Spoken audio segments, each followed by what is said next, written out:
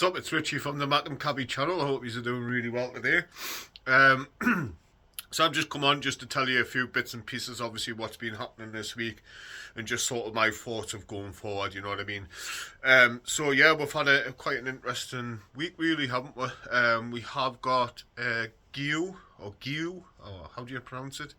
I'm terrible with pronunciations, but you know who I'm talking about. The lad from Chelsea, the young striker, 19-year-old, Mark Gio. So we've got him over the line yesterday on a season-long loan, which I think is a really good addition. Another young striker to add to our ranks. But obviously he is very well thought of at Chelsea as well. Because there is no option to buy at the end of the loan. So obviously, you know, Chelsea really want to keep a hold of this lad, but they want him to go out and get some experience. And what better club to come to than Sunderland, from, you know, in my opinion. We've had players over the years, for example, like Amad Diallo, struggling to get in the Man United team, comes on a season-long loan to us, and there you go, he's the first team regular. So, you know, we are a club that's really good with young players and developing these young players as well, but hopefully we will get something back from Mark Hugh as well for the club. I have been watching a few things on YouTube about him. A lot of Chelsea fans have also said that he's an absolutely brilliant pressing forward. So you'll press that back line, not give them a second, you know, when if the defenders are playing out from the back, which the majority of a lot of Premier League teams do now, because of Pep Guardiola. A fair few teams do still play out from the back, and that's where he'll come in with his expertise. He's a fantastic pressing forward, and by the looks of the way Reggie Labrie set up as well, that's what he wants as well from his forward line.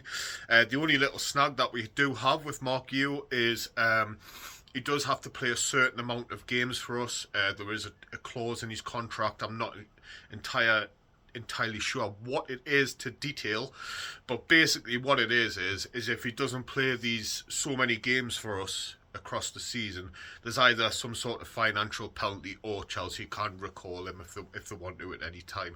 I don't know if that's set in stone or if it's true, but that's just what I've read and what I've seen out there as well. So, you know, I would imagine maybe half the games and maybe a little bit more you would have to play as well.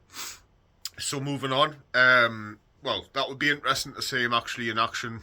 I'll be looking forward to seeing that as well if he plays in the friendly on Sunday as well, so that'll be interesting to see. So like I said, moving on, we have got Reggie Labrie, and it looks like Mandla is going to sign a new contract with us. There hasn't been anything come out, you know, showing Mandla signed a new deal. It's just basically said, look, he is going to sign a new contract with us until 2030, which is, in my eyes, a brilliant piece of business, because since Eliza Mandla's come to Sunderland, he's come on leaps and bounds, you know, especially for his age. And while he was with us as well, he got called up to the Spain under-21 squad as well.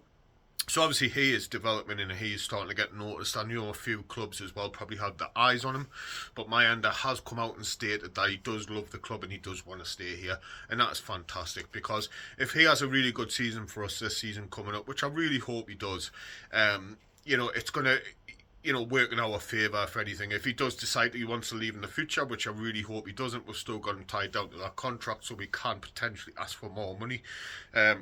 We don't need to get rid of him either, we don't need to sell him. So brilliant piece of business. And also as well, like we've all seen as well, Reggie Labrie has also signed a 3-year contract with us as well, thoroughly deserved. What that guy's done since he come in last season is absolutely fantastic. We all know that, and we all know that he's, you know, he's a great tactical manager. He's really good with the youngsters as well. That's the type of manager he wants, and he also fits the sort of like profile that the club are looking for as well. So that's great that we've got him on board. And I really hope that Reggie Labrie has a really good season next season as well, and we do see him develop as a manager as well. See a little bit more from him about what he's about as well. So yes, that's two great bits of news as well that we've got. You know, more to come. Hopefully, more to come. So what I've come on today as well to do is, look, I'm really frustrated at the minute, and I'll tell you why. For weeks and weeks now, I've done a vlog a few weeks ago, actually, maybe 2 or 3 weeks ago, about getting centre halves in. So we have got 9 days from today, because today is Thursday. So we've got 9 days from today until the season starts, and we haven't signed any centre halves. which is, in my opinion, I think it's bad because we need to get these centre halves in so they can, have the gel at the back. You know what I mean? With the defensive line, they need to come in, gel with the teammates, figure out how we work as well. That's going to take a bit of time, but it's starting to frustrate us, and it's starting to seriously worry us because Luke O'Nien is still out injured. Luke O'Nien, in my opinion, I've said it time and time again, he's not good enough for the Premier League. Well, certainly not good enough to start, in my opinion. We've got Hjelde. Again, not sure about Hjelde, and Elise as well. So we are so thin at the back. Obviously, Jensen Seelt as well. Jensen Seelt's injured again. I mean, that guy, he spent a lot of time on the injury table as well last season, and we've never really seen much from him. I think he's played about 2 games in pre-season, and he's injured again. We can't rely on players like that. Like I said, I'm not here to slate. I just tell you how I see it. He's not going to be good enough for the Premier League in any way at the start, in my opinion, even if he was fully fit.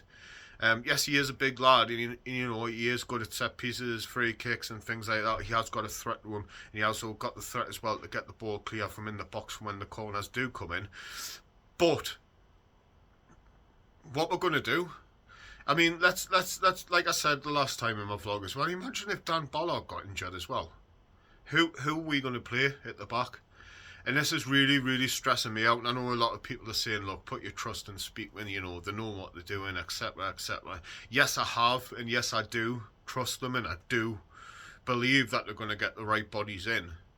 But really, now, we really need to start moving, getting these centre-halves in. I've seen, obviously, Ronaldo played at centre-half against Real Betis, and he had a decent game, but he's not the answer. He's a left-back. So it's starting to get a bit desperate, in my opinion now, that we need to see some movement over this next few days before the season starts to get these centre-halves in. Because, like I've said before, and I know I might sound like I'm on repeat sometimes, but it's all very well signing attacking players, building up the midfield, strengthening the wings. But if we haven't got a rock-solid defence, or at least, players who have had a little bit of top quality experience in like the top leagues around Europe, even the Premier League, whatever there is, we need to get them in. We need to get bodies in right now. It's like it's just so worrying. We've ticked the list of everything else, but we're not moving with these centre halves. So I really want to see some movement coming up. Maybe another striker as well. Maybe. I'm not sure. We do need a bit of experience coming in, but who we're going to get, really? I mean, Calvert-Lewin's out there. We've all mentioned him. We've all talked about him. Would you bring Calvert-Lewin in now? That we've got, obviously, Mark Guillou from Chelsea in Mayenda, and Isidore that can play there as well.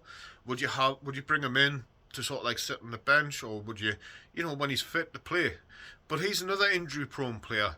We don't need that at the club, but who else we're going to go for? That's what I'm trying to figure out here. So if you do have any suggestions, or if you have seen something, please drop us a message in the comments, because I really would like to know. But we've got to move now. We've really got to move. They've done really good business this transfer window. Absolutely fantastic. Was it 9 or 10 players were brought in? We need another 3. 2 centre-halves and maybe an experienced striker, and we're complete. A little while ago at the start of the transfer window, I did say I don't want to see a brand new team, but it looks like it's going to be happening, and I can see why they're doing it as well, because there is some players still in the squad that are just not good enough, and we can't rely on them. Anyway, moving on to a little bit more positive. So the friendly is on Saturday, where we are playing Augsburg away. I believe that's just going to be a sort of like a youth team. Maybe a few French players are going to go over there. That is a 2 o'clock kickoff. And then on Sunday we are playing Real Vallecano, a 4:30 kickoff, and that is the final friendly before we start the Premier League season. So there is a few people online as well mentioning why the stands are closed. So the stand opposite Jimmy Montgomery stand, which is the west stand, I think, I might be wrong, and the north stand are currently shut at the moment. Now the reason those 2 stands are shut, it's not because of ticket sales. It is basically because they are still revamping the whole stadium, and it's going to be the same way on the Sunday as well. So that's the reason those two stands are shut. Maybe not sold enough tickets, who knows, but obviously that is the reason, and the revamp looks absolutely fantastic if you've been there. So yeah, so we've got to really move very quickly to get these centre halves in, maybe an experienced striker, but please guys, any of your opinions I would really like to know, and I will get back to you on them. Tell me what you think. Are you worried like me that we haven't moved on these centre halves? Are you worried about the striker situation, even though we've got Mayenda and Gio, that can play up there? Just tell me what you think. And how do you feel about the new season? Are you nervous? Are you excited? Do you think we might be able to get a result against West Ham? Because I certainly do, especially playing home first game of the season, total sellout. It's going to be an intimidating place for them to come. And let's be honest, West Ham are not the best of teams. They've still got quality in the squad, obviously with Jared Bowen, for example. But I believe we can get a result next Saturday. But anyway, like I said, drop us a few comments. Let us know what you guys think. And as always, take care of yourselves, guys, and have a nice day.